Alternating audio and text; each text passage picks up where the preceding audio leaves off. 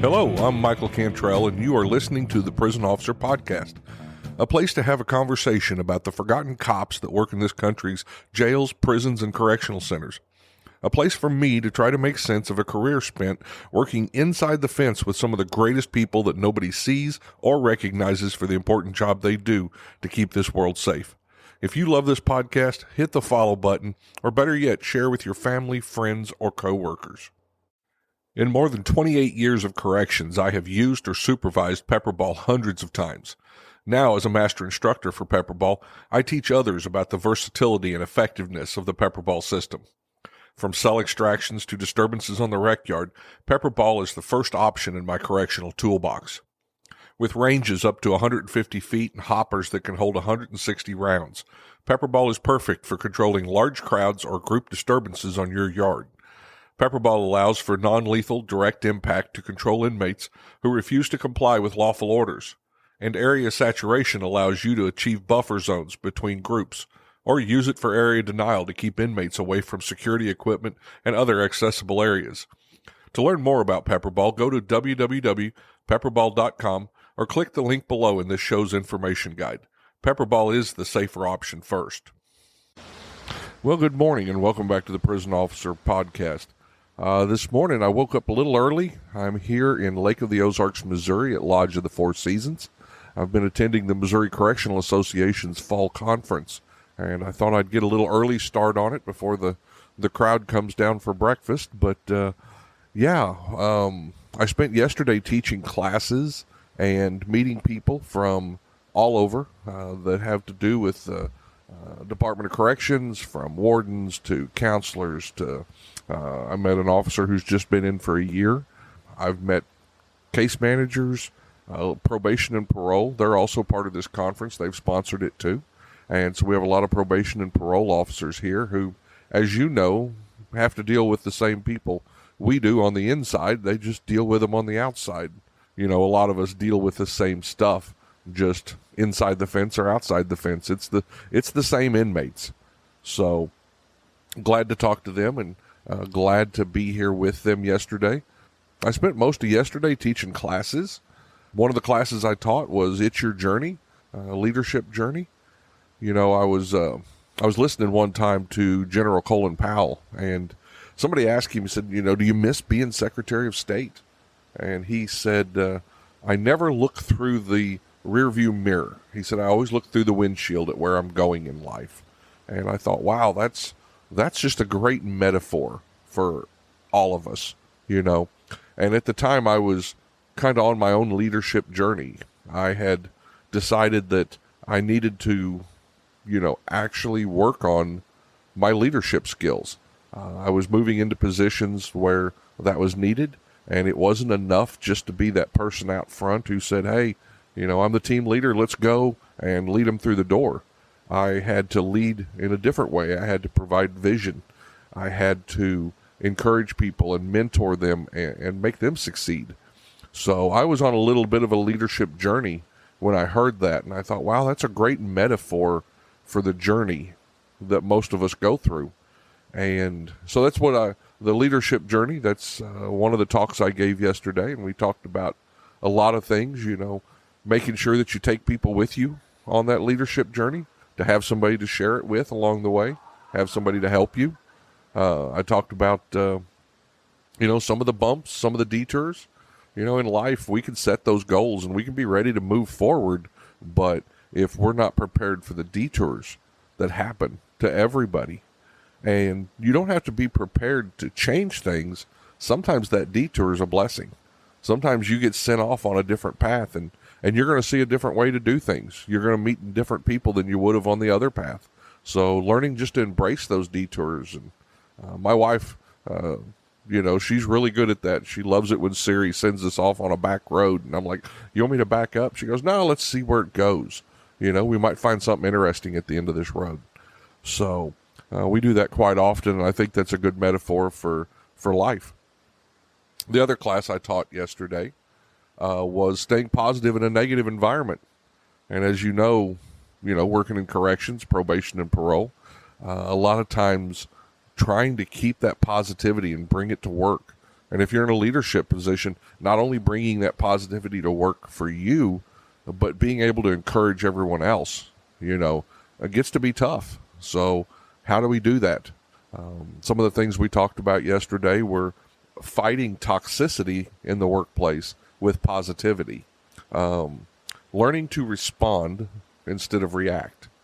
And we learned that a lot of us will learn that in the academy when we talk to inmates.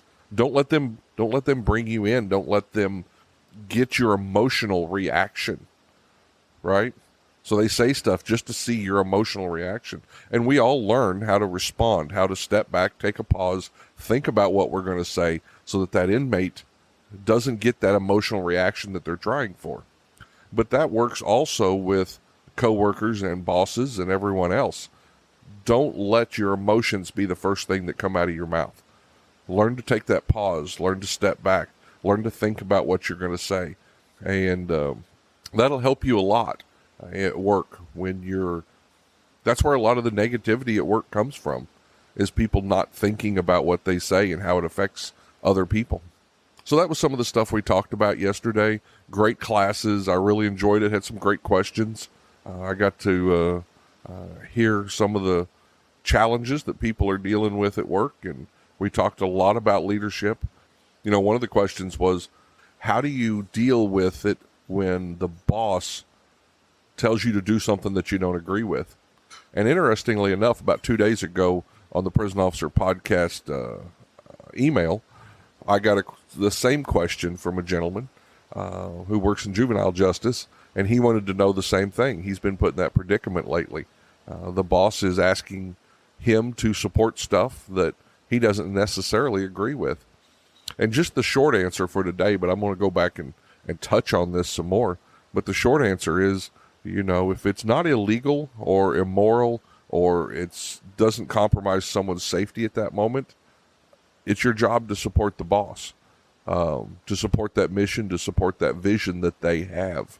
We don't always get to choose the vision, and we don't always agree with the vision, but it's not always about you. Think about the people that follow you. Think about the people who look up to you for leadership. Those are the ones that you have to step up for and take that message from that boss that you may not agree with and find a way to do it, and find a way to do it right with positivity and excitement for those people who are following you.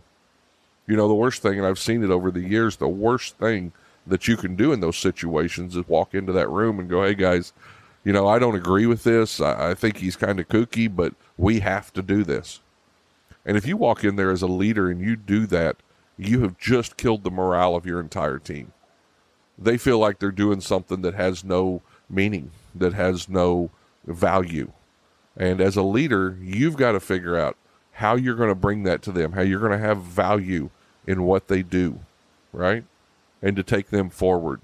Now, you're going to see a lot of people that say, you know what, I'm not going to put up with it. I've seen this over the years where somebody stands up and says, no, I'm not doing it. If you do that, you're probably going to be removed from that project. And once you've been removed, you no longer have any influence. You no longer have any input. You can't control what happens to your team, right? So as a leader, sometimes we have to stand in the way. We have to be the person who takes maybe a mission or an idea we don't feel like's the best idea. And we have to take that and we have to move forward with it. So today, I'm going to interview several people here at the Missouri Correctional Association's conference. And I think that's some of the things we're going to talk about. Leadership, some of those leadership challenges that we all face, and see what their take on it is, and see what some of these people that have been a part of corrections for a long time, see what their take on it is. And I hope you'll join me, and thanks for listening. My first guest today is Adam Barker. He's the Institutional Trading Coordinator at Tipton Institution for the Missouri Department of Corrections. He's also the Missouri Correctional Association Treasurer. Welcome to the Prison Officer Podcast today. Good to be here. Thank you. I'm excited to have you here. So tell me a little bit about your trip through corrections. Where was your first introduction into corrections, and what brought you to Institutional Coordinator? Okay. My first experience with corrections was in the military. I got an odd assignment where I was escorting armed servicemen and women that got arrested, and we would pick them up and take them to naval brigs waiting their hearings. Okay. So that was my first experience walking into correctional facilities and jails and stuff like that. And Sure. all across the East Coast, which was kind of really neat. Interesting. So they would, if they'd get arrested, like local jails and prisons and stuff, then you'd go pick them up there? Yes. Oh, okay. Or at jails, there was some just straight up transfers where they would go from naval brigs to like federal detentions. Sure. Sure. So there all kinds of escorts. We also served as bailiffs for their trial during that time, and so that was a different experience too. That is interesting. I did that for about 8-9 months, and from there. I kind of picked up a side job in security, which eventually led me into Georgia Department of Corrections. Okay. And I worked there in the evening times while still doing military during the days, and that was the first time that I worked in a facility. Okay. And that was a state penitentiary, which was very different than a correctional facility. Yeah. What do you remember about that first day? That first day, I went in with a group of people, and I remember thinking I was the smallest guy there because a lot of the people that went in with me was like it was a college town, and there was a lot of like off-season football players and stuff like that. I was the runt in the group, and so I was a little worried, and but it wasn't unknown to me because of me going, but I definitely felt like I was the man not fit in. Right. But I did it, and I worked there for probably a year and a half. And it was not a fulfilling time. It was the state penitentiary was a very punishment-driven philosophy behind it. Like we house people, and so when I came to Missouri, and I really didn't want anything to do with corrections anymore, to be honest. But that happened whenever the housing market collapsed. Yeah. And, I had to eat, so I applied. And turned out to be the greatest thing I ever did because I got to Missouri, and it was correctional facilities, and I got to see where it went from the business of housing people to the business of releasing people. And so now we concentrate more on rehabilitation and getting people's lives back in order and so they can be successful when we get out. So it's a much more fulfilling career than what I had anticipated whenever I first applied. Right. So Tipton's where you're at now. Tell me a little bit about that facility. What level facility is that, and what are you doing at that facility? We are a minimum level institution, and at my institution, the offenders can only be there as if they got 6 years or less remaining on their sentence, and a vast majority of them is half or less. So there are people that are getting ready to step back and be a civilian and be our neighbors again. Right. It's an open bay facility, which means that they don't have individual cells for them. I worked there, and I worked at Boonville too. I worked at 2 institutions in Missouri. That's where the juveniles are at, Boonville? When I worked there, they had like a 120 program. Right. They had a treatment center there. Shock? Is that what they called it? Shock program? Yeah, the 120 shock program, 120 days. Yeah. It was more of a medium minimum, like the age. Tipton has almost like an urgent care. Like they have a medical facility there, and it's a flat camp, so we have a lot of older offenders that come to ours, and so compared to the Boonville where it was a lot of younger guys. Well, and that's something people don't think about, and you don't see it in the news a whole lot unless you actually work in the industry, but the age of our offenders has gotten older. Yes. We have lots of wheelchairs and walkers and guys with long-term medical conditions, end-of-life type stuff that we're dealing with. And it creates not only a series of different challenges for us to overcome, but we have to sometimes have compassion in what we do with people's lives. And so I've seen people who, you talked about the end of days, where we've allowed people inside the facility because they weren't even physically able to take them to the visiting room. So we allowed them to come in there and spend time with their families and stuff. I worked at the medical center in Springfield, Missouri, so I dealt with a lot of this same stuff myself. It's and I've told people, and a lot of people look at me kind of side-eyed, but I've held the hand of a couple of inmates as they were dying. Because they reached out and nobody else was there. They didn't have anybody left in their lives. And it's the officer and the inmate standing there in a room while this guy's passing away. And the other thing that to go along with that, there's been inmates who have sat along with their friends during the end of the day, and then we have to deal with them after the passing because they're distraught. They're distraught, and they've spent months. If somebody's passing away of cancer, they spent months by their bedside, and so it's emotionally. It is for anybody, and that's a unique. It'd be hard for me to relate to that because of the closeness that I'm sure they shared, So, and that's something that I don't know how we get that part of our job out to the public. That's never what's seen on TV or media or anything like that. That compassion. And we do a lot of good things, like in facilities that, and I. Over the last 10 years, one of the things I think that Missouri in particular has done is they've become much more transparent.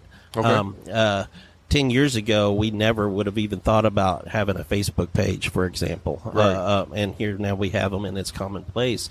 And so now we have an avenue to let people know that we never did utilize before. These are the great things we do. These are the people who graduated from college or got their GED or their, all those other training VOTEC skills and stuff that we teach people.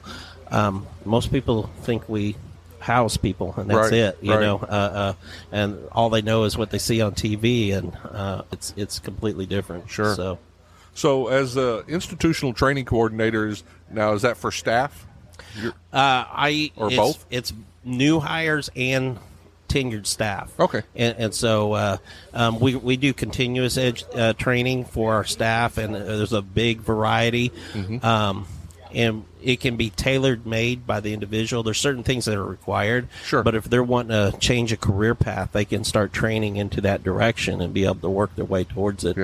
So I help facilitate that for the officers and the employees there, and then of course I have to teach the new hires that come in, and a lot of that is just like day one is getting over the stereotypes that everybody thinks a prison is. It's normal people. Yeah, absolutely. So the big topic these days, of course, is recruitment and retention. What's your kind of take on what you're seeing in the training portion of that? Well, it's kind of odd you brought that up because my we all get additional duties as we work, and one of my additional duties is in charge of recruitment at the institution. And so I've been doing that for about 4 or 5 years now.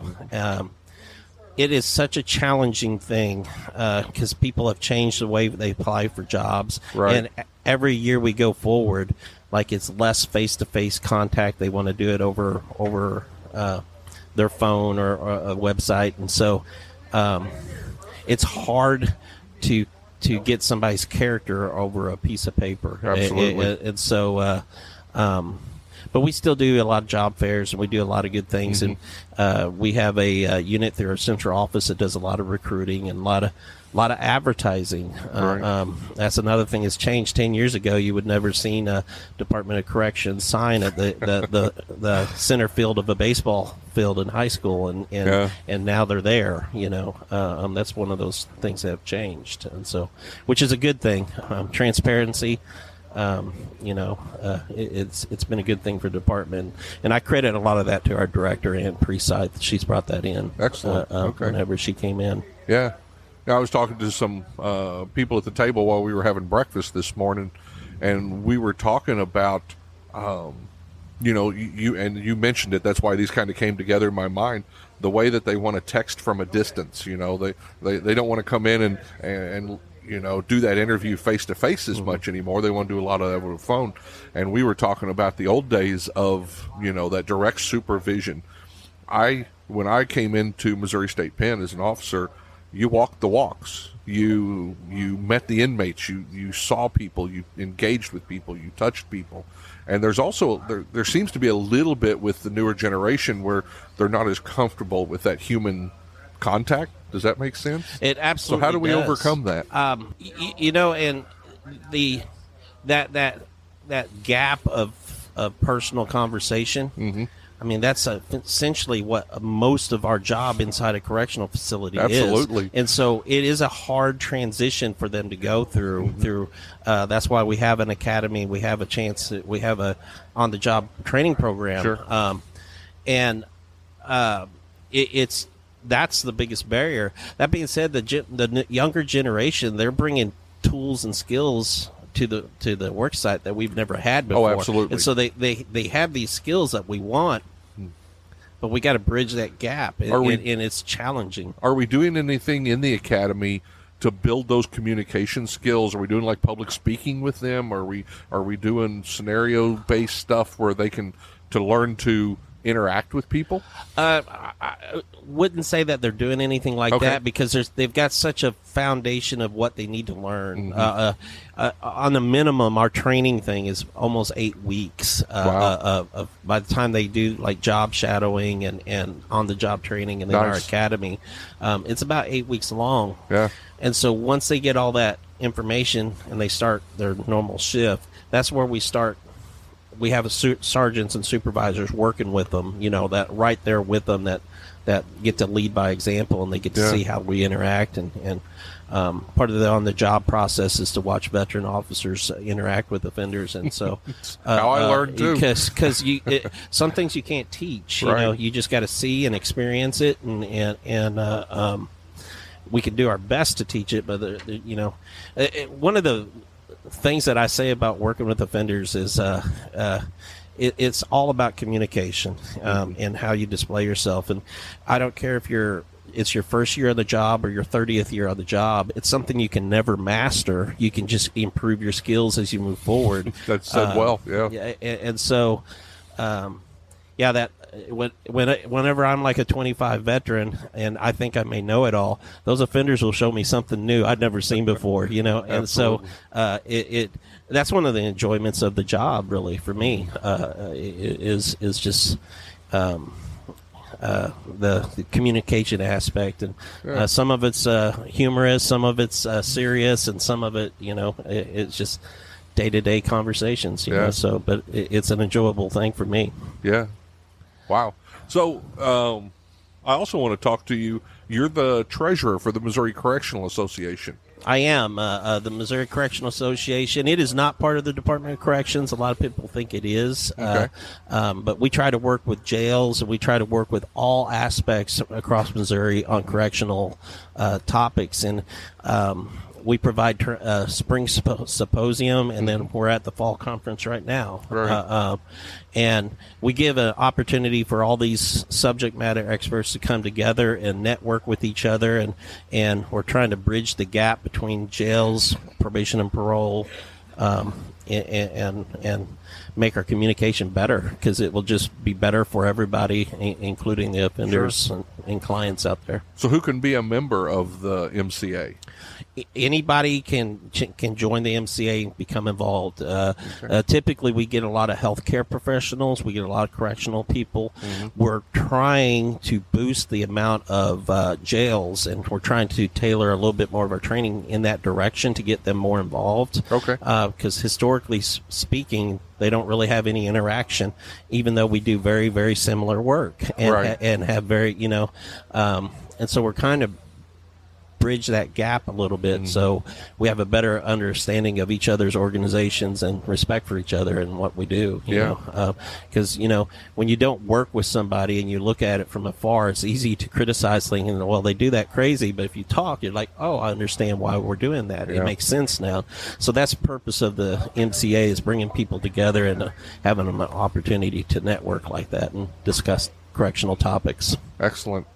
How long has the MCA been around? I mean, oh, well, you asked me a history question that I don't know the answer to. So a long time. A long time. Okay. Because I've heard stories that date back into like the 80s, early 80s, and I think it went well past that. So I don't know when our founding was. I can tell you I got involved with it. I was a correction officer sitting overnights, thinking I was a nobody, just a little peg in the wheel, right? And there's an email came out and said they was having a conference, and when I saw it, I thought, well, that's not for me. That's for like shift commanders and the important people, not this guy sitting overnights doing the, And but I put my name in for it, and come find out that they literally, everybody who applied, they pull a name out of the hat, and the first, I think they sent 5 that year, the 5 that went, and I went one time, and I saw the good that the MCA was doing. I saw the impact. I got the opportunity to talk to people and career path in a way that I never had at the institutional, because I didn't have those resources there in front of me.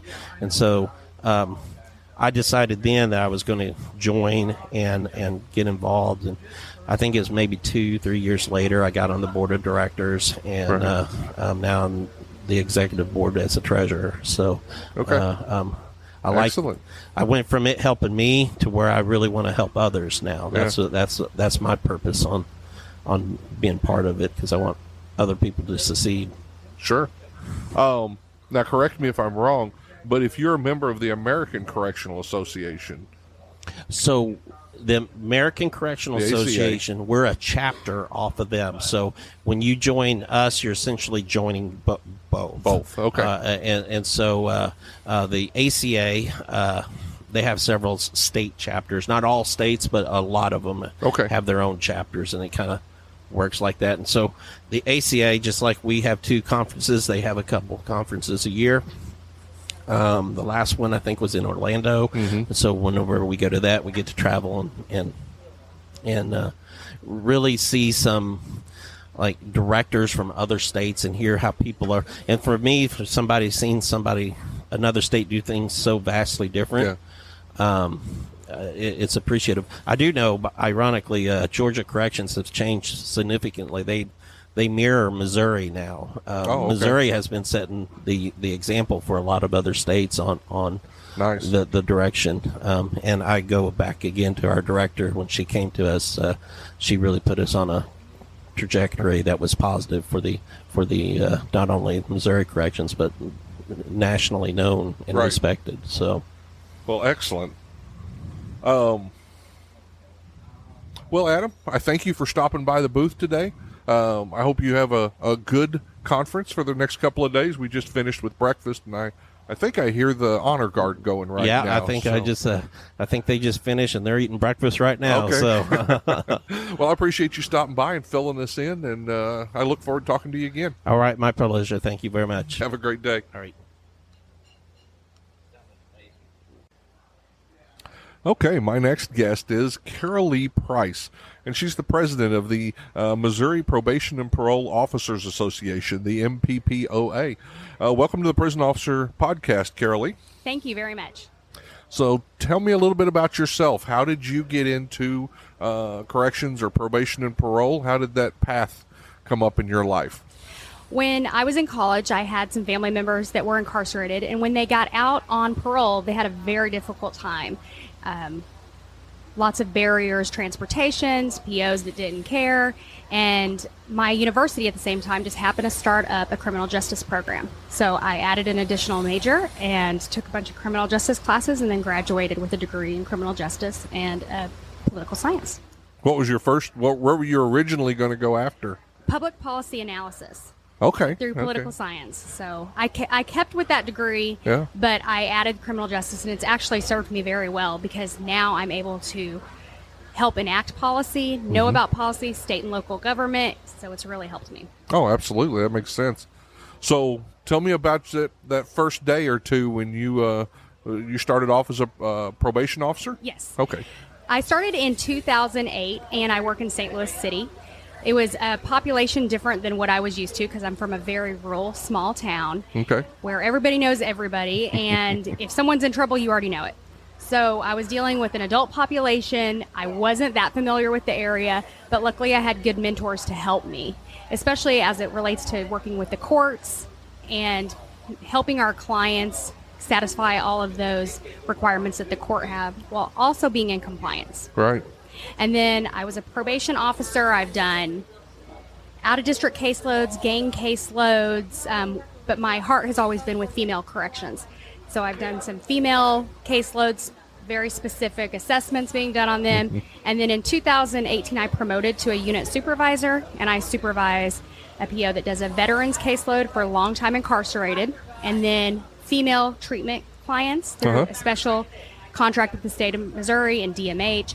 So we help women who have intense substance abuse issues in the community and also those coming out of the institution. So I've had the opportunity to go into the female prisons, speak to clients about our program so they know exactly what they're getting into when they come out, what their treatment requirements are going to be, who their PO is going to be, that kind of thing.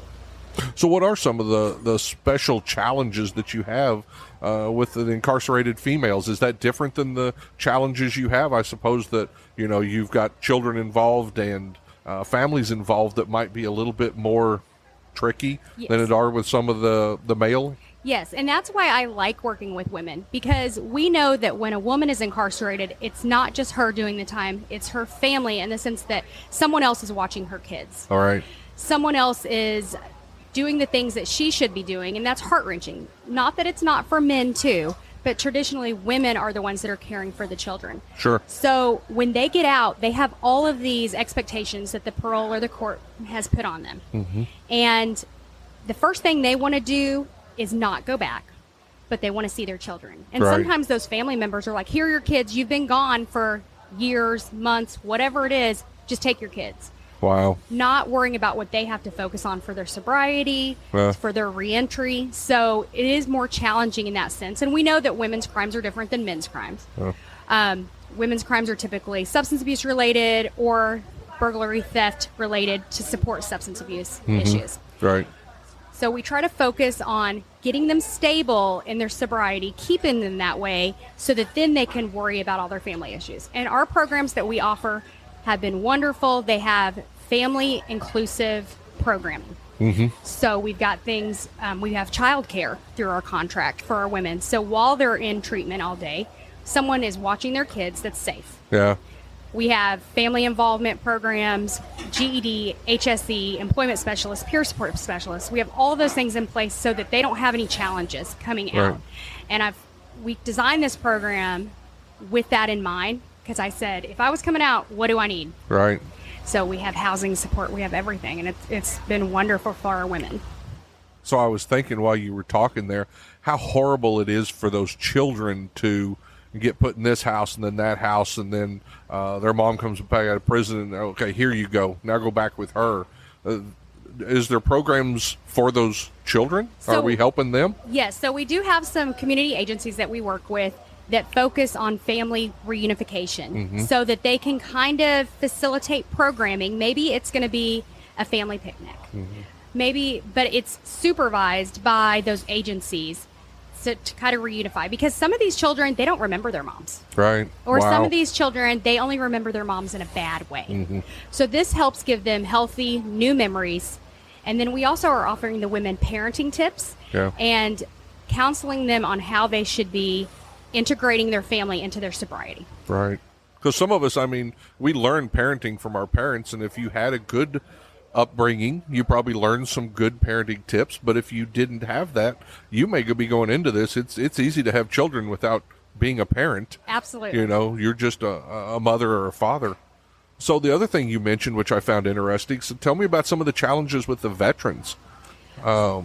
the main challenge that I see that my officer that has this caseload deals with is PTSD.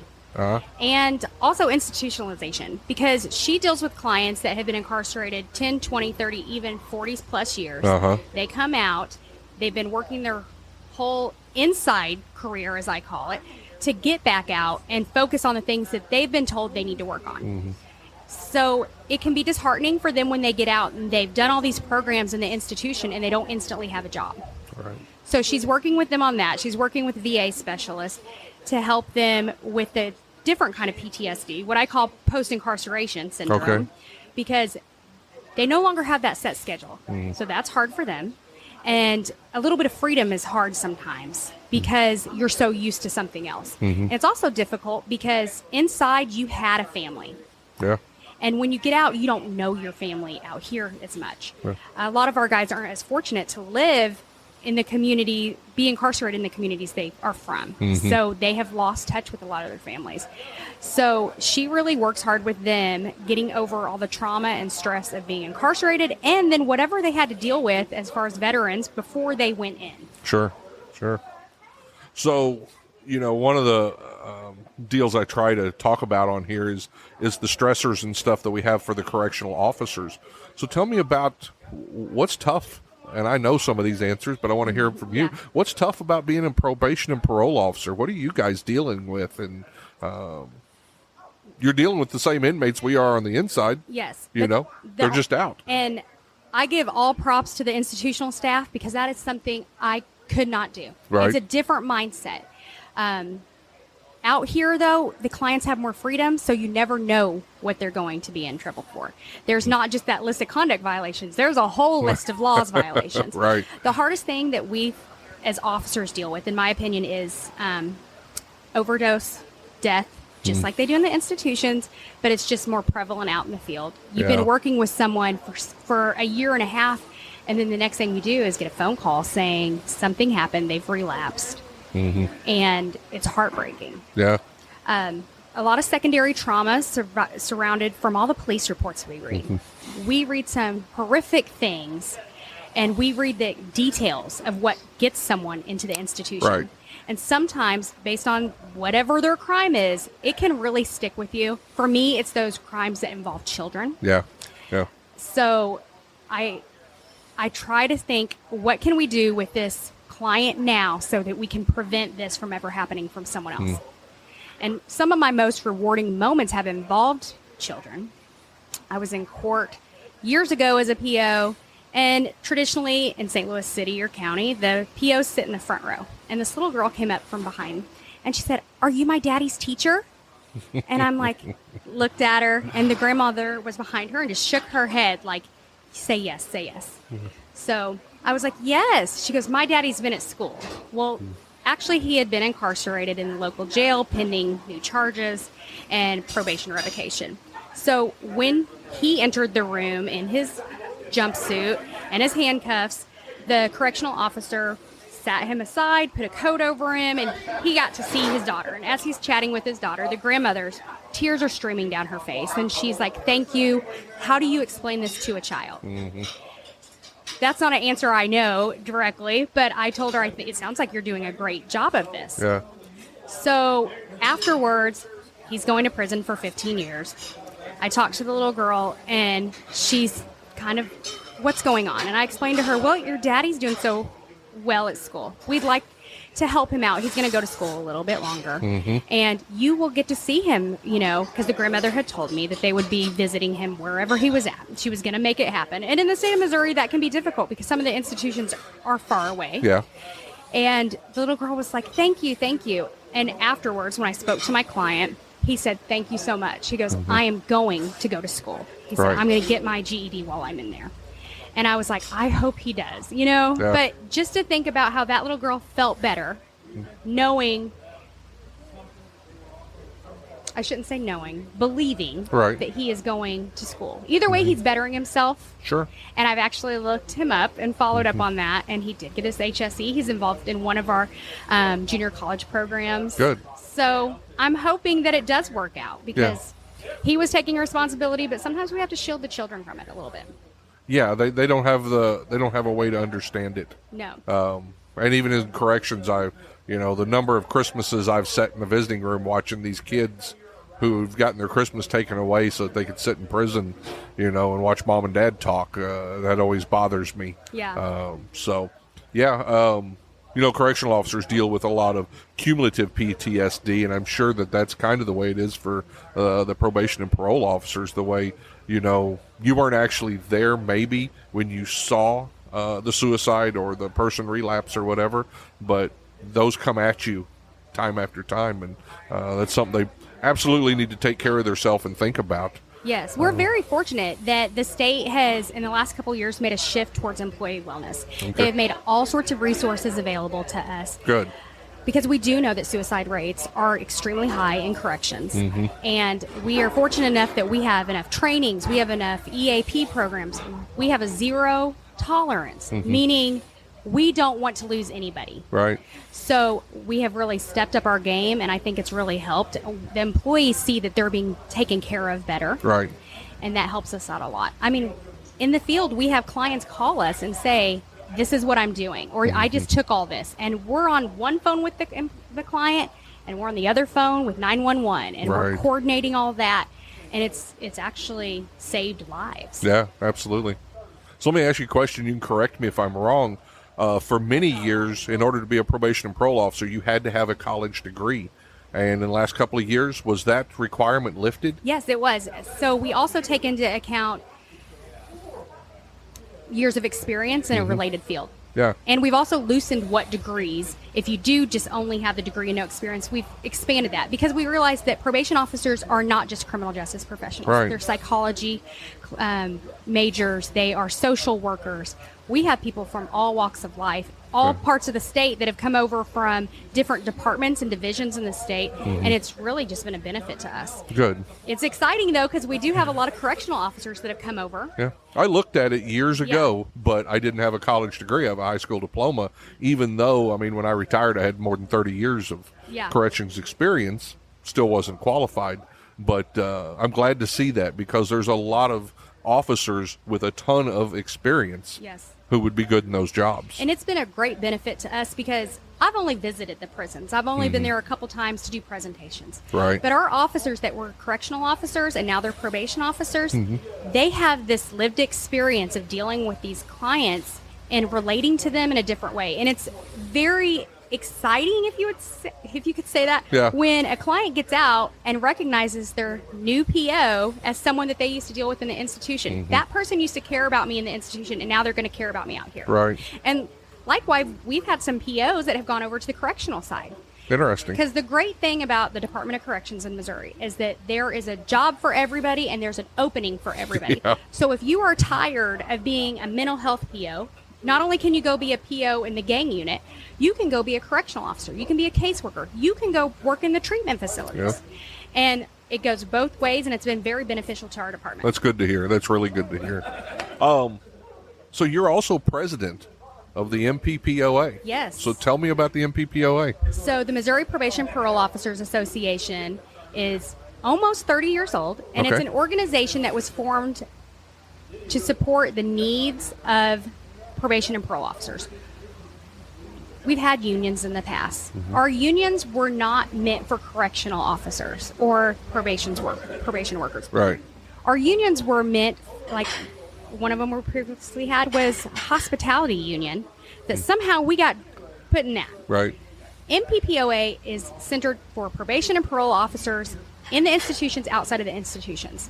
One of the things we do that a lot of people don't realize is we have a lobbyist in Jeff City that is there in everyone's ear telling them what we need. Some of the great things that we have done is help with the safety packages, help get conceal and carry legislation passed for probation and parole officers. Absolutely. So we are going into some scary places and some rural communities and some inner city communities, and that is important. So they helped us get that. Good. Our lobbyist. MPPOA pays a significant amount of money from our dues for our members, and it has really benefited us. You know, we've gotten some historic raises in the last couple of years. And let's face it, anyone that gets into corrections doesn't do it for the money. Right. That overtime is not always guaranteed. And in PMP, you don't get overtime. But We have had a great governor and a great director who has pushed for us. Our legislatures have really realized the importance of corrections, and our lobbyist has definitely helped us. He was here yesterday. He'll be here today speaking with our members. It is wonderful. Excellent. What's some of the things you're doing here at the conference? Do you have classes for probation and parole officers? Yes. So we co-sponsor the conference with MCA, and we help plan it. So we have all sorts of different breakout sessions. The one I'm most excited about is continuum of care from institution to community, because we wanted something that doesn't just, we don't want to say this is just for institutional workers and this is just for POs. So we have our area treatment coordinator from my side of the state, St. Louis, who works with several institutions in numerous counties, and she is here talking about how important treatment is in the institution and when you get out. Whether you're coming to my program or you're going to a program in Columbia, how is this going to benefit our clients? And why is it important? You know, everybody in the institution says, I'm going to get out and I'm not going to use. Yeah. We know that's ideal, but it's not reality. It's true. So we talk about why it's so important to get those clients in that first week of them getting out and get them engaged in treatment so that they don't fall off. I've had clients when I was over a reentry facility, residential facility, halfway house, as you would call it. The bus ride from Vandalia to St. Louis, and then the 15-minute bus ride there, they've already used. We want to talk to clients about that beforehand. Get them the support they need so when they come out that they're receiving all the treatment services they can to be successful. Because they're institutional clients because they're probation clients, they're probation clients because they're institutional clients. It goes back and forth, and we would love it if we could reduce our staff in a positive way because we don't have any clients. Sure. But we know that's not going to happen. So we need to be proactive. There's been a great push in the last couple years, and I'm happy to be a part of it, to connect institutional staff with field staff so that we can all work together. We now do what's called warm handoffs. So this is a phone call between the institutional staff and the client and the field staff. This is what you can expect when you get out. I'm going to be your PO. What are your goals when you get out? This is what your requirements are going to be. How are we going to make that? Who's your support? And one of the things I know the institution is doing, because it's usually a caseworker or an IPO doing these calls with client, but before they do that, they're talking to the correctional officers because you guys see more than they see. You're with them on the wings, on the yard every day. So it's really exciting that we're getting a true insight on that client. Because we all have our face that we put forward when we want to look our best, but we want to know what it's like when it's your worst. So how can we prevent that worst in you from coming out? That's good to hear that. 30 years of corrections, I've only had one or two phone calls where one of the probation officers from the outside said, hey, what can you tell me? You know, and we get to see them 24/7. I get to see them when they're not on the phone, when they're in the housing unit at night, when they're around the other inmates, how they're reacting with them. So that's good that that's happening now. There was a time period when we were screening clients for our residential facilities in St. Louis, and I'm going to brag here, because this is a brag in my world. I got to do Zooms with over 150 clients, female clients in the institution, in an 18-month period, where I talked to them, got to know them, the PO was with me, how can we help you, what are those challenges? So when they came out and we met them at the bus stop, POs are meeting you at the bus stop and taking you where you need to go. First time I did that, it was an experience, but it became the norm, and it's great. And they at least know when they get off, someone's there for me. Well, it sounds like you guys are doing some great stuff. If someone wanted some more information about the MPPOA, where would they find? We found that our best channel to reach people is Facebook. So we have the Missouri Probation and Parole Officer Association page on Facebook. It's a blue logo with the state of Missouri in it, and that's the best way to communicate with us. Excellent. Well, thank you for being here today with me, CarolLyree. That was very informative, and I'm glad hearing that there's so much stuff going on with probation and parole. Yes. So thank you. You have a great day. Yes. Bye-bye. My next guest is Brock VanLoo. He is the warden at Tipton Correctional Center. We're here at the Missouri Correctional Association's fall conference again. Welcome to the podcast, Brock. Thank you. I appreciate you coming on here, Ward. So tell me, how'd you get into corrections? What was the story that brought you aboard?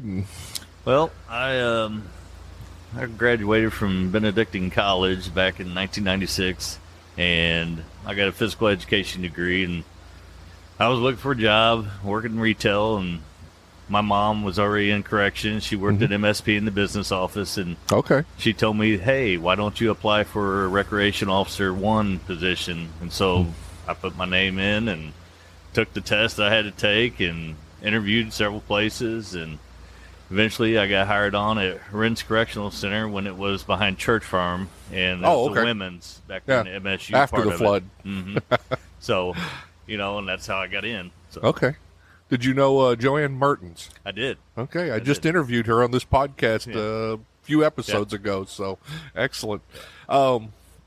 So what was it like first time you walked in the prison? Well, What'd you think? It's just like everybody else, you hear that door behind you shut, and it's like, oh, what am I doing? So, and I didn't know if it was going to be a career, a job, because I was just out of college. I've worked since I was 15 and a half, but, as soon as I got to the 5-year mark, I heard that word vested. I didn't know what that meant. Right. But it meant something, and I was like, I can't give that up. And then somebody told me, well, that means you're in. Right. And so I never left. Right. So is that when it clicked that maybe you wanted to move up into leadership and take something more responsibility? Well, I was kind of fortunate at the time, kind of like nowadays, it's real vacancies are popular. But back then, they were building prisons, and for the women, they needed more space, and so they built Vandalia up there, and that was my first opportunity to promote, and become a supervisor, and I was made a Rec Officer 2 up there at Vandalia. Okay. And so that was like 98. Right. So, I'd only been in for a year and a half, 2 years, and promoted. Sure. So I'm sure there's some people on here that don't know what a rec officer or a rec officer 2 does. So kind of walk me through. I mean, a lot of people think that you're just passing out board games, but I've seen some really bad things happen in the rec areas. So. Yeah, and that's one of the popular places that things do happen. It's a food service, the dining halls, our recreation is where things happen because there's less security around there. Sure. And we're really considered as the officers of the recreational building most of the time. Right. But, you do a lot more than just hand out balls. You set up tournaments and stuff. And it really takes a lot of pressure off the officers and other staff out there in the general population, because if the offenders are out there and they're getting all wore out from working out or whatever, I mean, it just alleviates a lot of problems. They go back to the house and sleep. Yep. Yeah. Yeah, I know.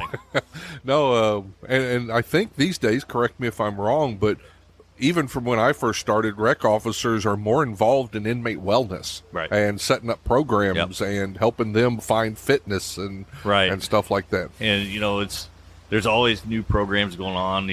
Everybody's like on this new program that came out and stuff, and we try to get that stuff, and we get that for the offenders. Just what we need outside the fences, they need inside the fences as well, for most part, for your wellness. Sure. And so, just trying to get things for them, because we want them to be successful when they get out. And if they don't have things to do, leads to bad things. Sure. Sure. Absolutely. So you decided you wanted to move up, take on some leadership. So where did that lead you? Well, I went from Rec Officer 2. I decided to, I figured promoting wise, and I figured this is my career. It's not just a job, so I'm going to do some things. And I had a opportunity for case manager, and it was a voluntary demotion. Actually, whenever I did it, I went from Rec Officer 2 to CST is what they call it, Correctional Service Trainee, and I was on probation for that until I became a Corrections Officer 1. I mean, not correctional, caseworker 1. Yeah. But that was at Vandalia also, and your mic's not working. My mic's not? It wasn't. No, okay. Okay. But, and so I did that for a while, and then I did that for 4 years there at Vandalia. Right. And then I wanted to come back to Jeff City, where I was from. Okay. And so I took did a lateral transfer request and went to Church Farm, back to Church Farm. There you in go. 2005. I was there for 2 weeks, and then Governor Blunt came out and said, we're closing the place. And so there's that. You're right. And then I had a opportunity to choose where I wanted to go because the Department of Corrections is really good to their people. Right. They'll take care of you. I mean, if the position is gone, they'll find a place for you to go. Sure. They don't just cut it. Right. So I had the opportunity to go. I put in for actually JCCC, and I didn't get that because there was more senior caseworkers there, and they got that option. So I was asked to go to Algoa. Okay. And it was a good thing. Yeah. I met a lot of good people there. I met my wife there.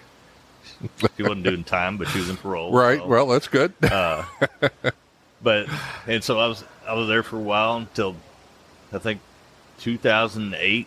I stayed there, so about 3 years, and then I decided I wanted to try to promote again, and I interviewed at Northeast Correctional Center. Okay. And I happened to get the functional unit manager position there, and did that for there about a year because I was missing home again because my future wife, was back here, and so eventually after my year was up there, I got the transfer to Fulton Correctional Center, Fulton Diagnostic. Right. And I did some time there, and then I went back to Algoa, and then as a unit manager.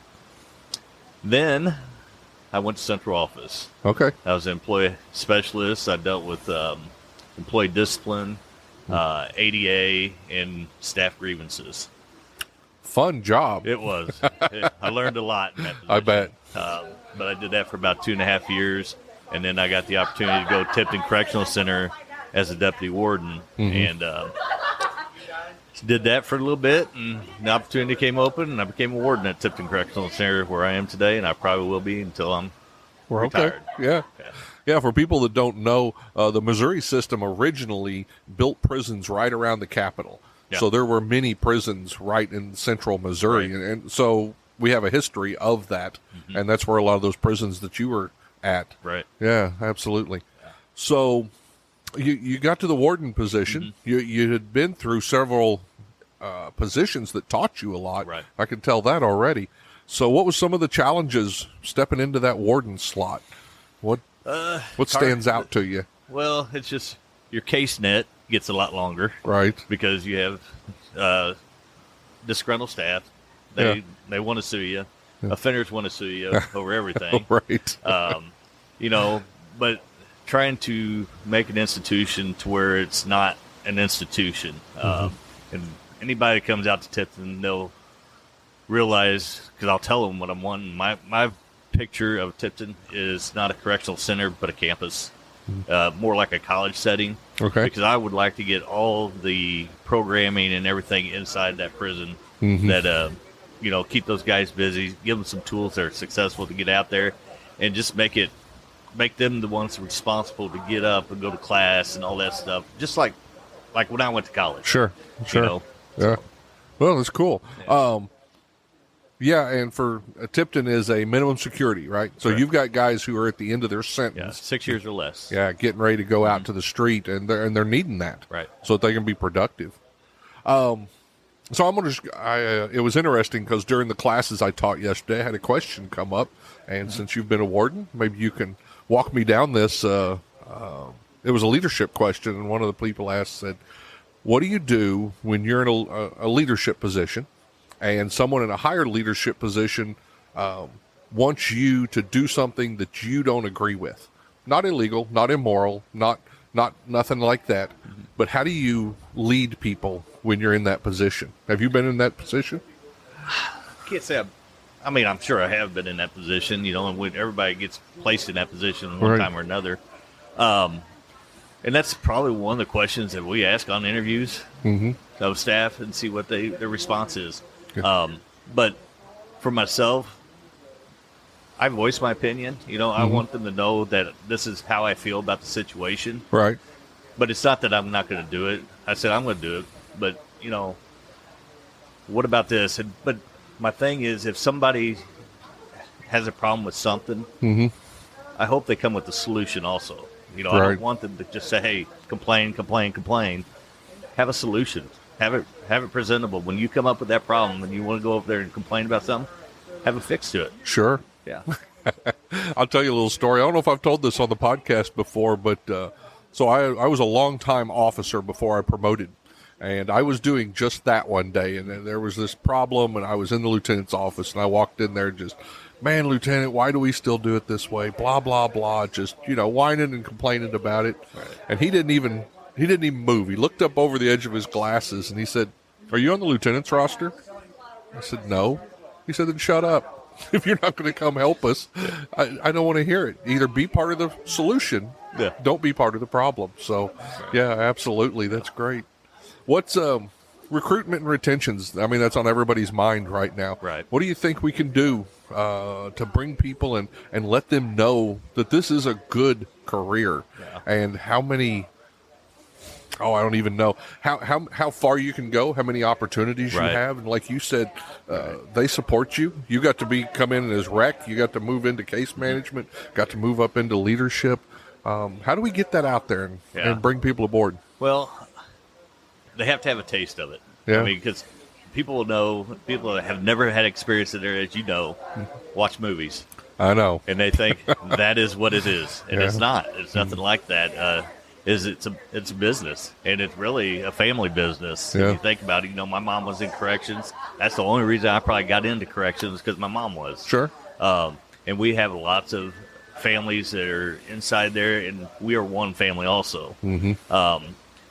We get the new ones in. My administrative team, we meet with them as soon as they come in to the institution.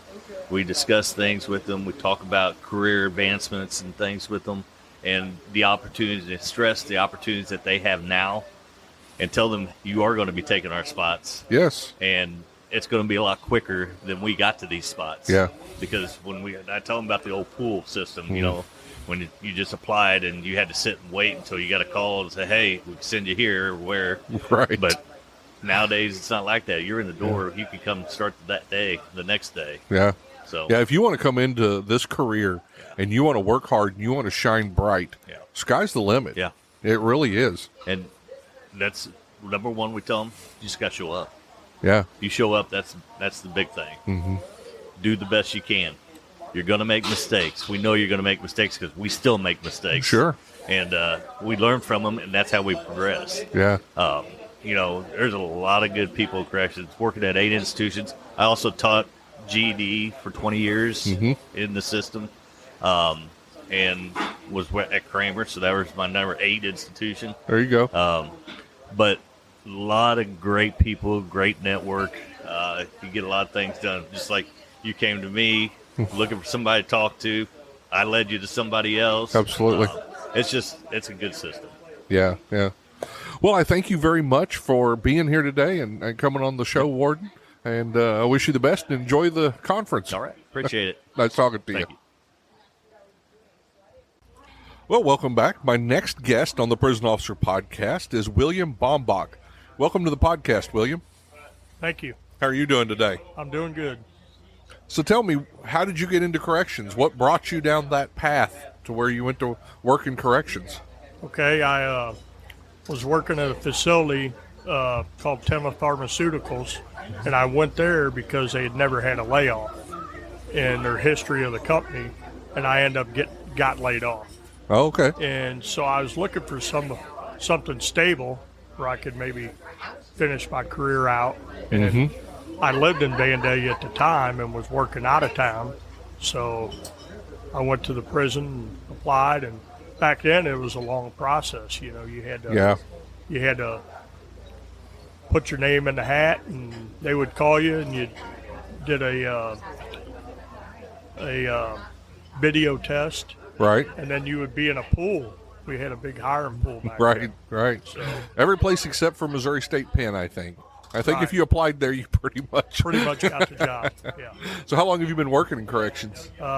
Working on my 22nd year. Excellent. So Vandalia is where you started? It's where I started, and it's where I'm currently at. Okay. Tell me about that first day you walked in. What'd you think? First day was, like an orientation day. Okay.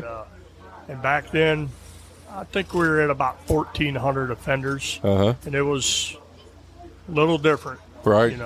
And being a women's facility at that, So. And you came in as a correctional officer?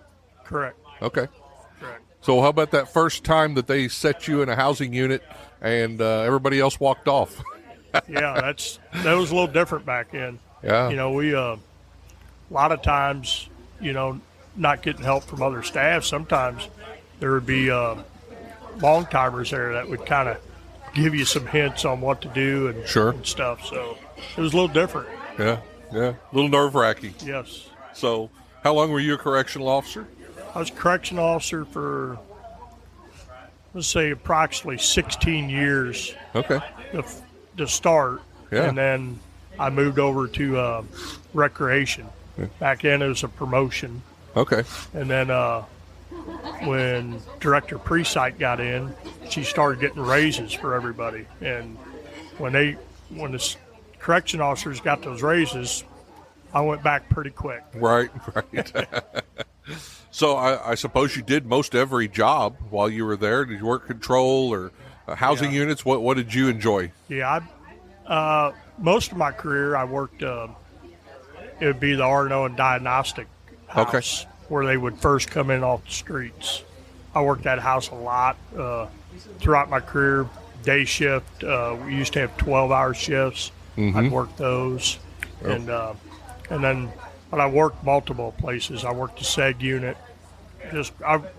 Being there that long, I worked everywhere, but mostly R&O unit, probably the majority. So for the people that don't know, tell us what an R&O unit is and why it's important, because that's an important part of what we do. That's the first time some of these people have, been in. R&O unit is when the offenders would come into the institution for the first time. Mm-hmm. They would get housed in the R&O unit, and what happens is it's diagnostic. They go through a lot of medical. They go through psych evaluations. Right. They will get their diagnostic done from the caseworkers before they end up are released to go to the general population. Yeah. So sometimes that process, depending on how many we had, would take probably approximately 3 to 5 weeks. Right. They were in this unit. Yeah. And they were 2 bays. They were an A side and a B side, and it's pretty much an open dorm with a few rooms scattered around outside of each dorm. It's funny because, movies, they always portray it that the, guard grabs this new guy and goes and throws him in the cell, shuts the door, and, now all the inmates pick on him. But that's so far from the truth of what we do. Right. They spend time, we spend time making sure that they get what they need, whether it's, like you said, psychology, what's their past, what's their level of mental health right now, do they need treatment? And then physically, we take them through there and figure out what they need medically. And then custody-wise, we've got to figure out where this inmate fits in the system. We don't just throw them out there like the movies and TV portray. Right. We have to figure out where they fit in the system so that it's safe for them as well as for the other inmates. Right, and that's the thing about a correction officer is they wear many hats. Right. They do a lot of this. They listen to a lot of them, a lot of psychological stuff too, and try to help them out down the road. Sure. Because being a women's prison, a lot of these women, they have kids, and they're getting separated from them, so they're having a hard time. In that R&O unit, a lot of them would come in, and, you see prison, some of them think you got to make a name for yourself. Right. So a lot of those offenders, I would try and counsel them, and, if they're acting out, and you're not wanting to write them that violation, you try and talk to them at first. And and what I always try to do is I'd get them in there and I ask them if they had kids. And most of them do. Yeah. And most families are watching their kids for them. Right. So they're put the burden on them. And I just try and put it back on them. And I would tell the offender that, hey, how much time you got left? Mm-hmm. And they would tell me. And I'm like, what's your backup? And they would tell me, and I would be like, hey, you know what? You got this much time. Right. Your kids got that much time without you. So you can do time the easy way or the hard way and try and get them back on track where they're not out there acting a fool. Sure. Because they got something to go home to. So that's kind of like on the psychological part, trying to lead them in the right direction before they even get out there on the hill. Yeah. because, peer pressure's a lot in prison. Oh, absolutely. So, it was on the street for them. Right, A lot of times that's why they ended up where they're at, because they weren't good at standing up against peer pressure. But sometimes they don't think about their kids until, they get separated from them. And if you can throw that back on them a lot, I mean, not that I'd try to make the women cry, but they would think about it and realize, it becomes real to them. Yeah. I got to do what I need to do to get out of here. Absolutely. When I was at Leavenworth, they had industries there so that the inmates could go and they could work and they could earn money. And you would see some of those inmates that would go earn that money, and then their cell was filled with cookies and cakes and stuff like that. Mm-hmm. And then there were other inmates that you'd see worked in the same place and were basically living pretty poor in their cell, because they were shipping all that money home. Right. And I'd always thought that's the person that's going to make it when they get out. Yep. They have something to live for. They have something that they care about outside these walls. Right. And some of them are ready and some of them are not. Yeah. And it just depends. Yeah. So where you work, tell me again, Western? Women's Eastern. Reception Diagnostic. Reception and Diagnostic. So what are some of the challenges with working with the female population? Is that the female population compared to the men, they seem like they're a little bit more needy. Okay. There's why, asking why, do this, and it seems like that's what it is as much. Men can take care of themselves most of the time, but a lot of times you tell a woman, a female offender to do something, they always want to ask why. Right. Most of the time, with authority, most of the time the men will just do it, Yeah. But they're all different, Yeah. But they got a lot more needs, a lot more medical needs, and I think the males do. We have pregnant offenders there. Sure. So does Missouri, I believe it's Texas that I was reading about the other day, and they have a unit to where when they have a woman who comes in and she's pregnant, and that she can actually have her baby and stay with it, and don't quote me, I think it's the first 3 months or the first 6 months. Does Missouri have that? Missouri is in the process of doing that now. We're redoing a wing on one of the housing units as we speak. They've got some rooms already set up. They're going to be implementing that also. So it's I don't know the specific of it yet. Sure. But I think what I've heard is they can keep the baby there till they're 18 months. Oh, wow. But they got to meet certain criteria to be able to keep the baby with her. Yeah. So. Wow. But we're in the process of doing that right now. That is some challenges there. That makes for some hard decisions on both sides, for the inmate and the staff and the administration that have to deal with that kind of stuff. That's just, you don't think about that. No, you don't. You don't. Well, I thank you for stopping by and visiting with us on the Prison Officer Podcast, and I hope you enjoy the rest of the conference. Okay, thank you. I appreciate it. Have a great day. You too. Well, my next guest is Jasmine Shockley. She's a freshman at University of Central Missouri.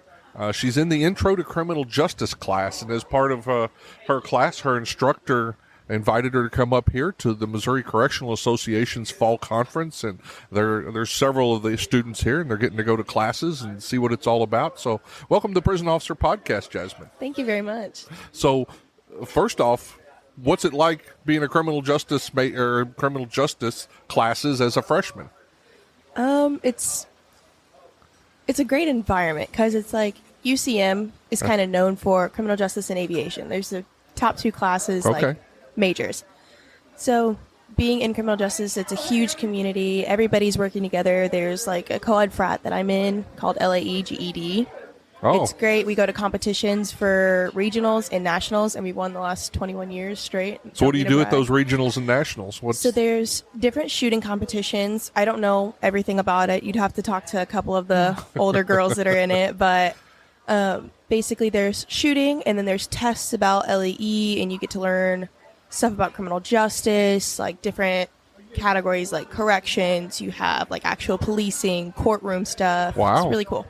That does sound cool. Yeah. What's got you interested in criminal justice? Is somebody in the family or? No, actually, I grew up from a very young age watching crime shows like First 48 and Criminal Minds with my dad. Okay. That was always like our thing. Yeah. So I know you're here at the correctional conference. Are you looking at corrections? Are you looking at law enforcement? Or are you just in the middle right now? I'm actually not going into corrections, but I need to know about it in order to be a criminal profiler. So it's like criminal profiling, you got to know a little bit about everything. So. Yeah, well, corrections, you learn a little bit. This is my own take on it. You learn a little bit being on the street about criminals. Mm-hmm. But in corrections, we get to see them 24/7. We get to see the whole package, not just what they want to show people. So, absolutely. So tell me about this criminal profiler. What path is that taking you down? What are you wanting to do? I'm not really sure. My main end goal. We've talked about this in our intro class. Sure. Main big goal for the next 10 years is I want to end up somewhere in the FBI doing what I enjoy doing. Good. So, Yeah. That's good goals. Yeah. Absolutely. So what are you learning? What are your classes like right now? they're pretty simple. It's Okay. mainly a bunch of gen eds so far, but here's the intro class. Super interesting. Like my professor, Scott Chenault, is so engaging in his classes. Like his lectures don't really feel like lectures because you're all in the conversation. It's not just him giving you a PowerPoint and you just take notes. Nice. It's him talking through it. He just gives himself little notes on the PowerPoint, goes through it all. You learn a lot more that way, so it's a lot more interesting and engaging for students. I feel like it's the best way to learn, personally. He is just a great professor all around. He's teaching us the different aspects of criminal justice. We're going through history of criminal justice and like our programs, like where certain parts of our corrections and our sources like derive from, Right. where we get it from Europe, different places all around the world, like just things like that. It's really cool. And a lot of people don't understand that. Yeah. Corrections is a new thing to house people, because for most of society, it was corporal punishment or it was capital punishment. Yeah. There was no prison. And their corrections, where it was the prison, you either paid to get out after your 3-day sentence or you stayed in and you starved for a month. Yes. Like, that's how it was in Europe, and that's what we're learning in his class. So it's Absolutely. like, we get to learn everything. That's cool. Yeah. So have you guys got to tour a prison? Is that part of your upcoming? He's trying to get that hooked up. Okay. We haven't gone with our class yet, but I have gone to Missouri State Pen, so that was really cool. Yeah. Personally, That's where I started. Really? Yeah. That's very cool. It was cool to see. Like, we went through the oldest prison ward there was, and we got to see like a whole bunch of different cells. Like, we got to see like the confinement room down there, like Sure. in the basement. It was an interesting trip. So how old are you right now? I'm 18, Okay. freshly turned 18. I was 22. 13 days turned 22 when I walked in there as a correctional officer. My goodness. Yeah. And you walk in there and you see that first 60-year-old tattooed biker that's taller than you are, and you're supposed to tell him what to do. Yeah, it's a whole new world. It's an interesting dynamic. Yeah. So, so are there jobs, you may not know this, but are there jobs where you can go directly into criminal profiler, or are you going to go into a law enforcement agency and then work? I think what I'm going to have to do is get an internship and try to build my way up from there, which Okay. they start offering those as of summer 24. Okay. So I could look into it, but they're mostly taking internships from upperclassmen right now. Uh-huh. And it's like a summer internship. You would go for 4 to 10 weeks, and you would go and work paid internship somewhere Sure. and get to know everything about it, see if you're really into it. Like, they give you everything, and you get like full FBI passes. Yeah. Like, you get to go with them and shadow them. Like, it's really cool. Yeah, excellent. Yeah, I've been around. I've done several tours especially when I was at Fed Med in Springfield, and they would bring the college students in, and I always enjoyed walking them through and seeing their eyes. And oh my gosh, this doesn't look like TV, you know? It never does. Yeah. So what have you done since you've been at the conference here? Well, first we went to the fentanyl.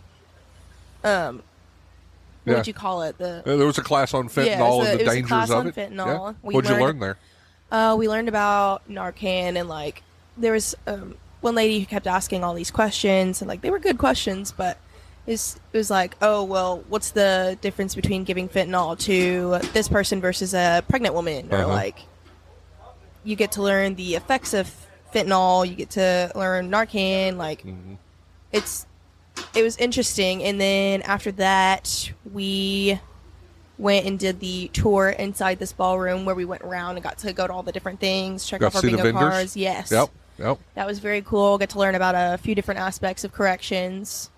And then probably didn't realize that people don't realize there's that many parts to corrections. It's not just putting them in a cell. Right. There's you gotta so much feed more them, behind it. You know, shoes, clothing, all the little stuff. Yes. Yeah.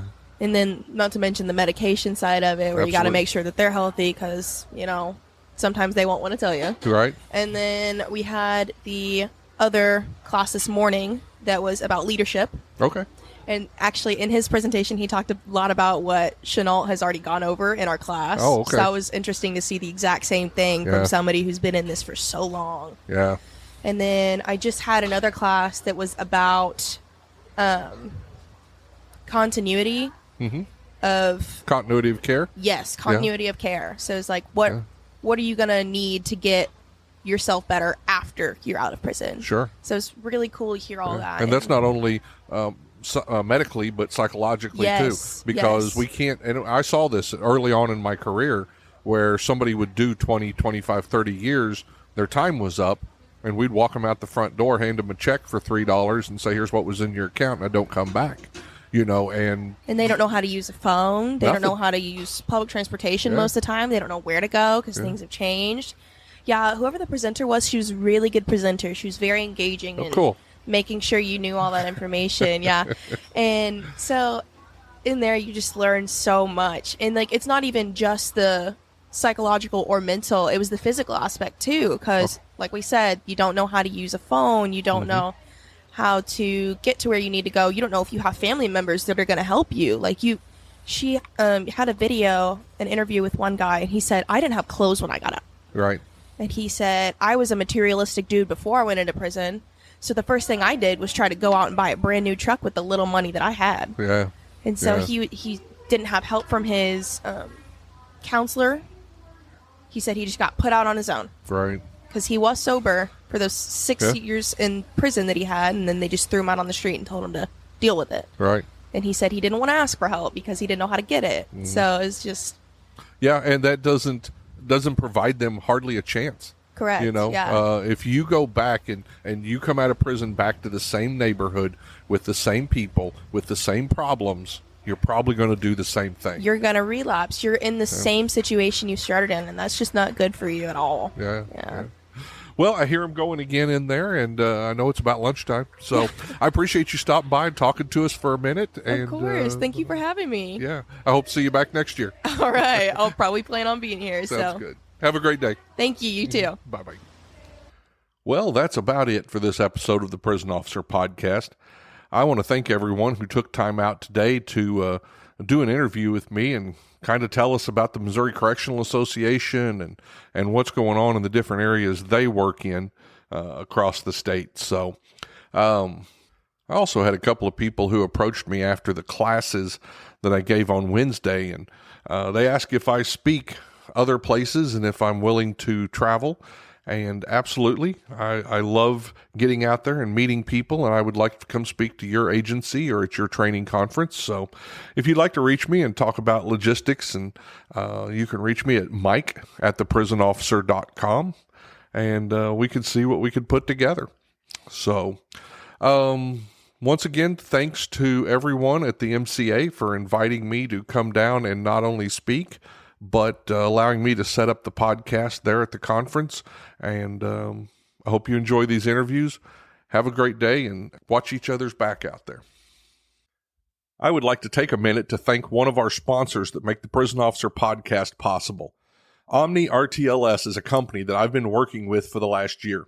I am proud to be part of this team of correctional professionals who have developed the best real-time locating system on the market today. With Omni's real-time location technology, you automatically know the accurate locations and interactions of all inmates, staff, and assets anywhere in your correctional facility. and you have this information in real time. Omni is cutting-edge software for today's jails and prisons. It is the only way to monitor every square inch of your facility while still being PREA compliant. Go to www.omnirtls for more information and to make your facility safer today. That's www.omnirtls.com. If you enjoy these podcasts, the best way to support the Prisoner Officer Podcast is to share these episodes with your friends or family on social media. Let me invite you to visit www.theprisonofficer.com. If you haven't already, check out the Prison Officer Podcast on Facebook and click that little follow button. Or leave us a message, or better yet, leave us a review. And if you're listening to us on Apple Podcast, Google, or Spotify, please click the subscribe button. Until next time, I'm Mike Cantrell. Watch your back, and please take care of each other out there behind those walls.